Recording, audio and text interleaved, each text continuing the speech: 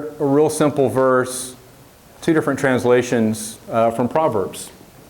It's the same verse stated two different times. When the ways of people please the Lord, He causes even their enemies to be at peace with them.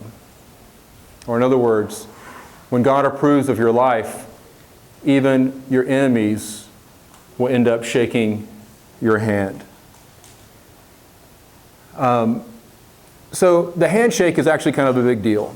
I want to talk a little bit about that because if you look it up online, which is what I did, I love the interwebs.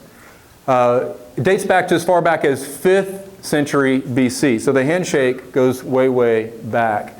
And many believe that it originated as a way of showing that you were each unarmed, that you had no grudge against the other. There was no reason to fear the other person for any reason whatsoever, right?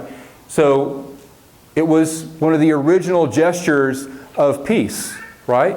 So warriors would greet each other and shake their right hands to show that neither one of them had a weapon or needed to fear the other one. And so I love that because this community for 17 or more years has had that same tradition of greeting of a simple handshake.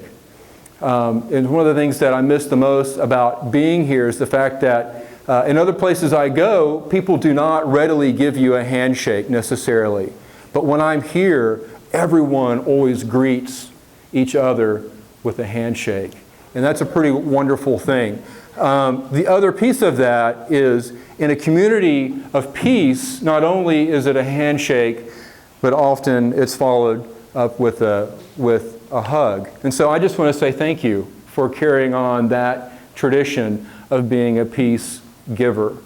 It encourages me to remember and to remind myself that the simplest act when I'm out and about of reaching out and greeting people that I don't know and greeting people that I do know, but in particular people that I don't know, greeting them with a handshake is a powerful ancient gesture and tradition.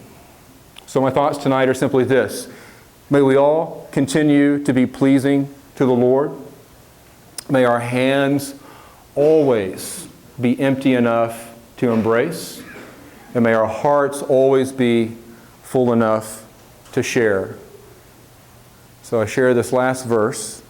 Here it comes. Jesus says this to His disciples. He says, "My peace is the legacy I leave to you. I don't give gifts like those of this world. Do not let your heart be troubled or fearful." Amen, amen.